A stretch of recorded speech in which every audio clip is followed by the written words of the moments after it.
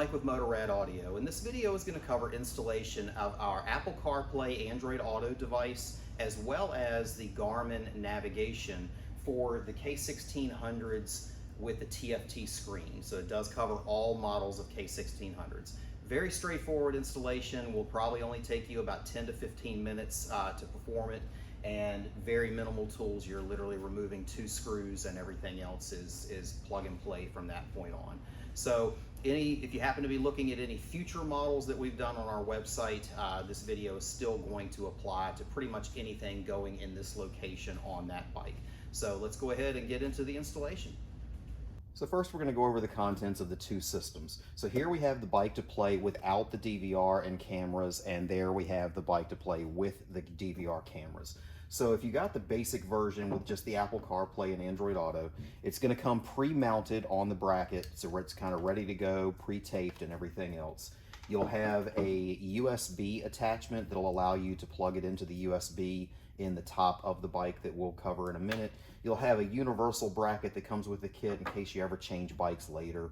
You'll have a shield that will screw onto the top if you want to help cut down on the glares. And you'll have some various packages of miscellaneous parts, that sort of thing, that you can use during the installation or for future installations should you switch bikes, that sort of thing. The main power harness will be with it as well, which will have the T-harness to cover plugging it into either one of the accessory ports or other ports that we'll be showing you here in a minute. The differences to the one with the DVR is the mount is going to be different. Same type of mount, but you'll have magnets here that this allows this to be removed so you can get to the SD card. That'll be mentioned again in the video. There might be some things in the video that overlap because we've done some edits and shot some previous video that'll be spliced in with this. So we'll cover that again. You'll also have a rear camera assembly that you'll see later that will already be mounted on the bracket and everything ready to go. You'll have a front camera, and then in the bag there will be all of the various mounts for the front camera, as well as some extension cables for the camera's front and rear.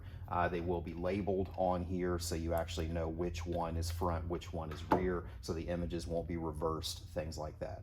So let's get into some of the installation details now. All right, so first things first, you'll want to turn the ignition on and go ahead and bring your windscreen up to give yourself some working room. You'll go ahead and pop this up and remove the 2 screws that are right here on the top of the screen.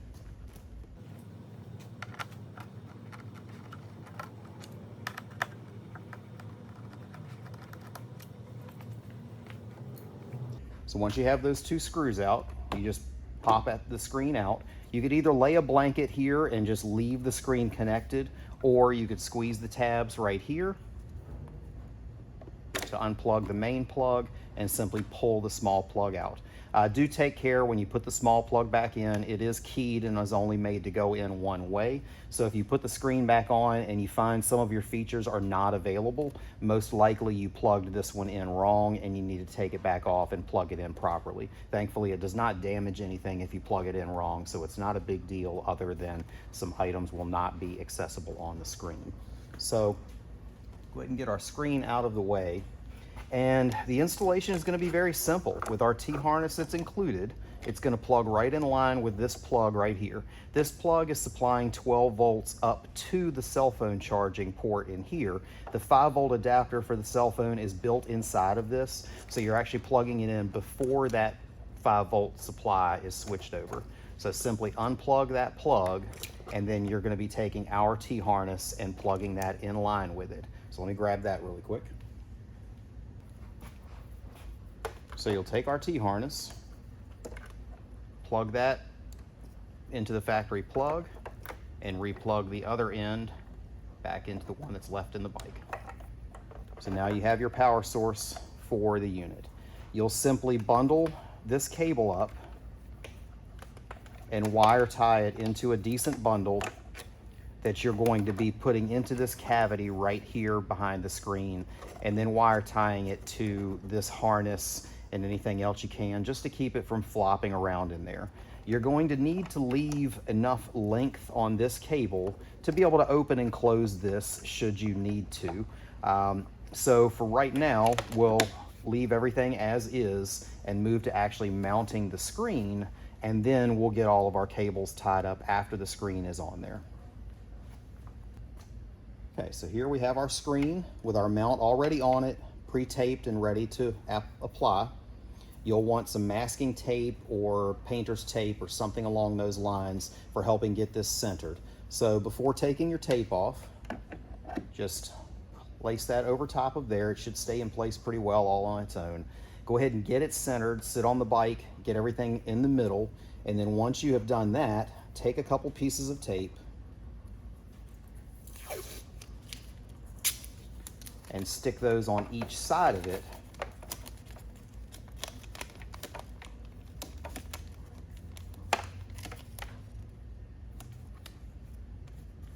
to get your center point.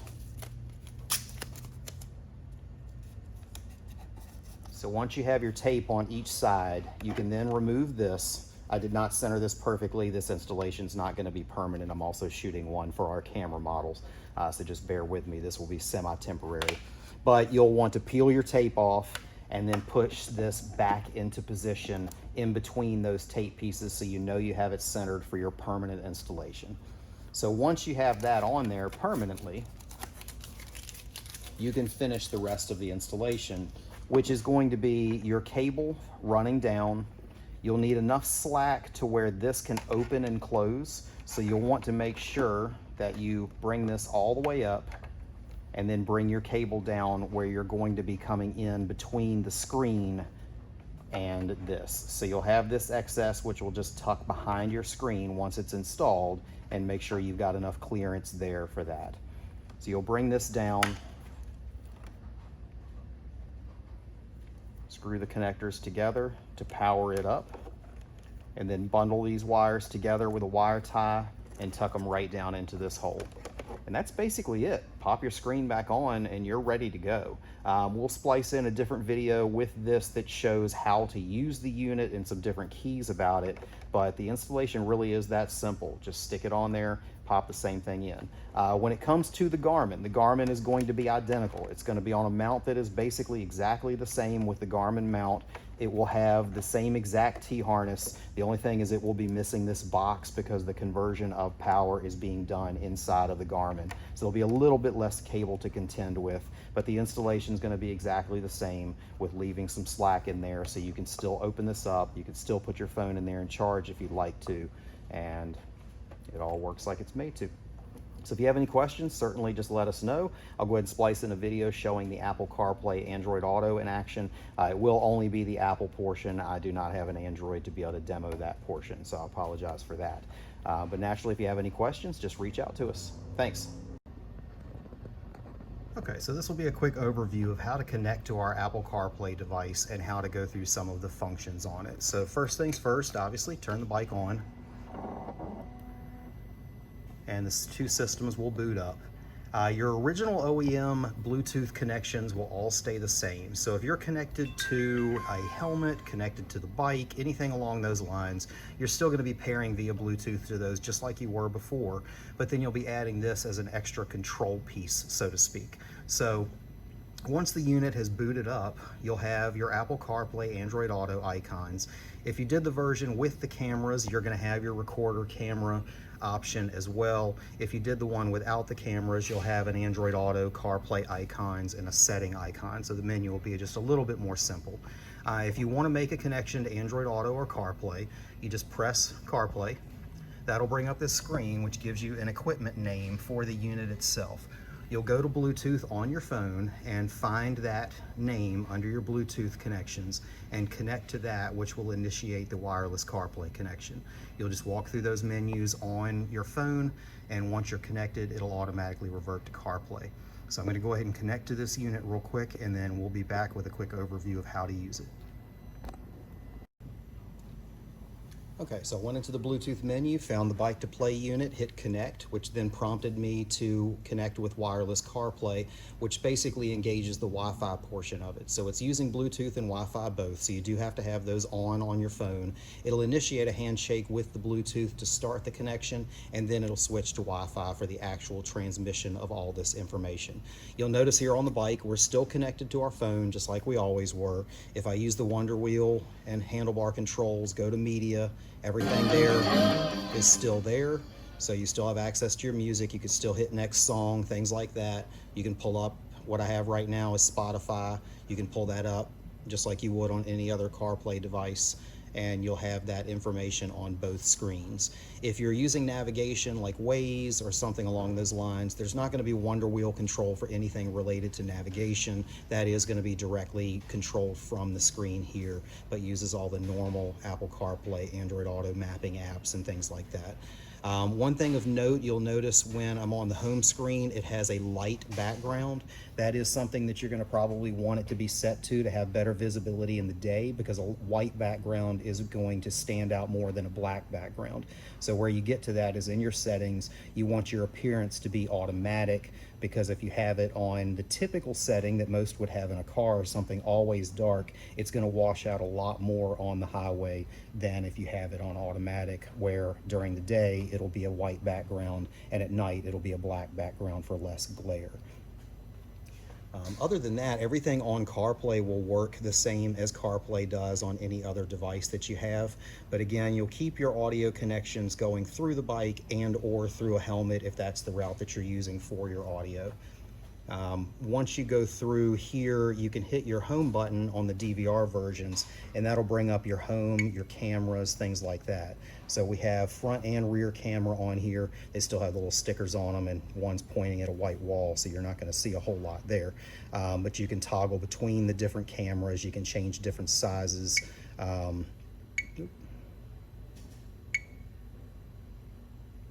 You can access the audio, the files.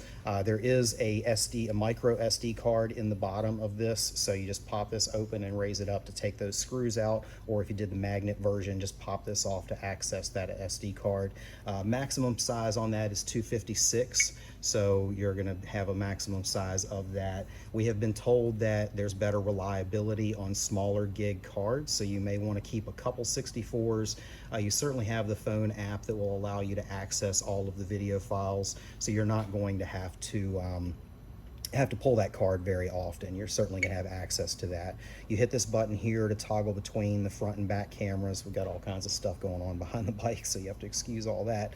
And you can also go to picture-in-picture, where you have one in a small screen, one in a big screen, and vice versa. You can use this full time, so say you just wanted to put it on the reverse camera and actually have the stuff that's behind you. You can have that on the screen full time, or you can go back to the home and back to your CarPlay. The cameras are recording all the time. They are going to eventually overwrite if you use up all of the space that's on the card. So if there's any issues, you have any kind of accidents or any events, you do want to go ahead and pull those off with the cell phone app. There's a QR code in the owner's manual that we would have emailed to you, as well as the PDF is available on our website under the listing of this unit. You'll be able to pull that up in the description as well for anything that's up to date along those lines.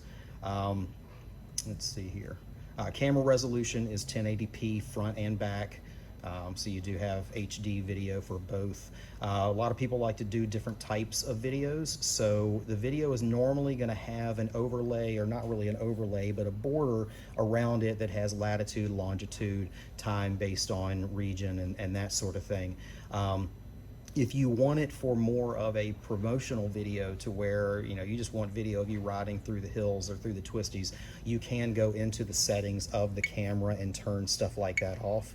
So just go to your camera, hit your settings button, and that will bring you up to a lot of the different, like the recording settings, how long of the recordings are, the resolution you want it set to, whether you want the date to be on there or not, whether you want the GPS info to be on there or not. All of that stuff will be underneath the settings button there. G-sensor, which is going to be something that saves as like an impact in case it thinks you've been in an accident, something along those lines. And you can exit right back out of here. And again, hit your home button. When you go into settings here, this is going to be more general settings as far as whether you're on kilometers or miles per hour. The language, there's going to be quite a few different languages to choose from in here. So depending on what region you're in, you do have some options as far as that goes. You've got your settings for your time. You can do your volume of your buttons. You do have a reset or a format of SD card. If the SD card is giving you alerts that it's full and you know there's nothing you want to save, you can format that from here without having to pull that. And you do have a screensaver that will blank it out after a certain amount of time if you wanted it to.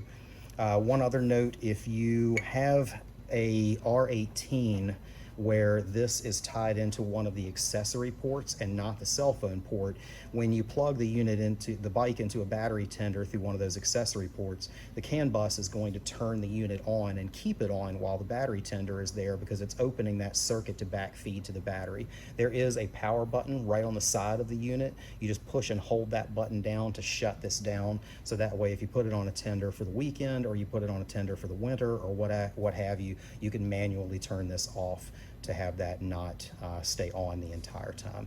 And if you are someone who occasionally wants to use the BMW Connected app, the Connected app and CarPlay and Android Auto all use Wi-Fi. The phone will generally default to Apple CarPlay or Android Auto for Wi-Fi, which will take the Wi-Fi connection from the Connected app. So you will not be able to use the Connected app at the same time as this for mapping. So if you want the Connected app to send the map to the screen, it has to be using Wi-Fi to do that, which means you're going to need to shut this off to actually access that. So say you're out in the middle of nowhere and you didn't plan ahead with having your maps downloaded to your phone and ready to go for a trip, you could go to the Connected, presuming you've actually downloaded them to that as well, and be able to use that navigation if you prefer at the time. But just so you know, you will not be able to run navigation here and music via CarPlay or something here. You are going to have to choose one or the other. You can't run both at the same time. The other functions of the Connected app will continue to work, but your navigation will simply be an arrow on the screen. It will not be able to give you the maps and things like that. I think that about sums up things when it comes to this. Certainly, if you have any questions that I haven't covered in it or have any difficulty during connections, definitely let us know or contact ZZ-2. Between the two of us, we both have tech support that's available just about at any time. And again, if you have any other questions, just definitely let us know. Thanks.